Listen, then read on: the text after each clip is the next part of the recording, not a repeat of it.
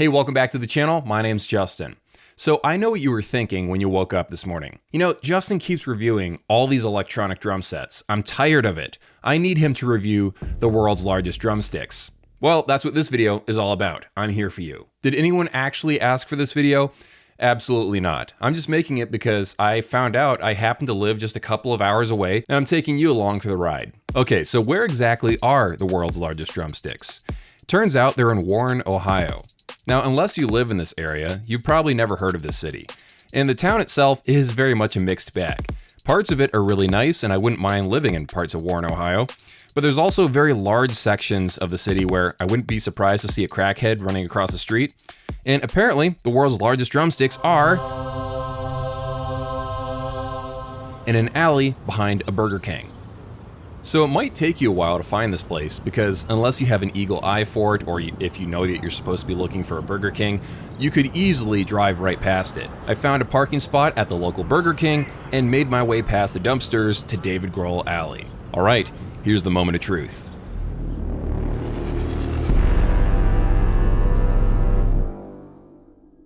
So here's the very professional 65 Drums review of the world's largest drumsticks. It kind of looks like someone just took two very large telephone poles and tapered the ends of them into what kind of sort of looks like a drumstick.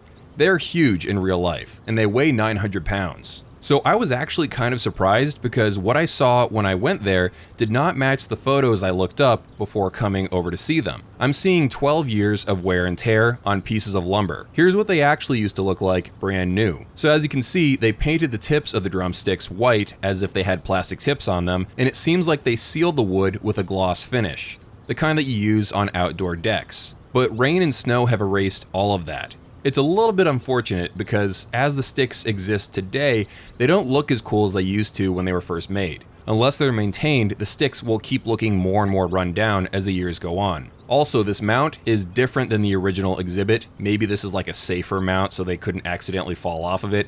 It has this cool logo on the bottom. It would be a lot more convincing if they resanded it, put fresh gloss on it, and manufactured actual plastic tips instead of just painting it white, because in another 10 years, that would wear off too. And that concludes the 65 Drums review of the world's largest drumsticks. Now let's take a step back and talk about why did someone even make these in the first place, and why did they put them in an alley behind a Burger King? This whole alley is called David Grohl Alley, because, you probably already guessed it, David Grohl was born in Warren, Ohio back in 1969. David Grohl was the drummer for Nirvana and the frontman for the Foo Fighters. And if you know anything about Midwestern cities in America, if there's even a slight connection to a famous person or event, that city will make a monument, a plaque, or a statue happen as soon as possible. So here's the story of the alley that I got from travelinspiredliving.com. There's a former police officer named Joe O'Grady, and he noticed a couple of things about his city. Number one, David Grohl was from here. Number two, there was this ugly alley sitting behind a Burger King that was doing nothing. So he cleaned out the alley and pushed for local artists to create murals and art exhibits that celebrated David Grohl and music in general. These drumsticks were a part of that. And just the whole alley is kind of cool. As you walk around, you see more and more art pieces and nooks and crannies, and even the dumpster that is right there is decorated as well. Now, the town actually threw a ceremony in 2009 to celebrate the event. Surprisingly, David Grohl actually showed up to the event with his family. He said a few words. You guys, Chase my lightning, thank man. you so much for coming out today. Yeah. And then he actually grabbed a guitar and played a few songs.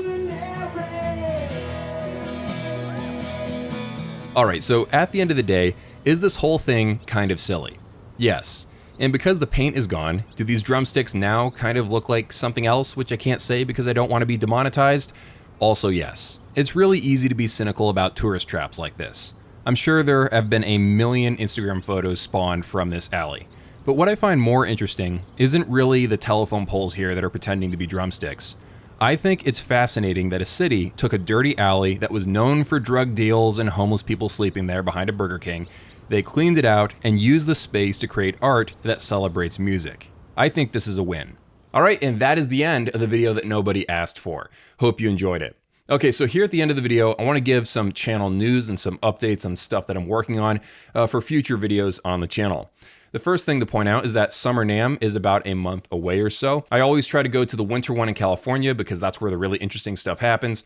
but I'm going to see what this Summer NAMM one is all about because, I'm going to be in the area. I'm currently working on covering some very high-end electronic drums that I'm excited to cover in video form. That's all in the works in the next month or so. Keep an eye on the channel and subscribe if you haven't already. Also want to give a big shout out to Michael Fredrickson. He just supported 65 Drums on the Patreon page at the highest tier, and I really appreciate the support. And one last thing, I just want to mention that I also have a second YouTube channel called Infused History. I never ever talk about it, but it is another YouTube channel that I also work on the side when I'm not making 65 drum videos. It's supposed to be like an entertaining look at American history, a little bit more laid back, a little bit more of my humor mixed in if you're into that. And by the way, you're amazing for watching all the way to the end of the video. I really appreciate it.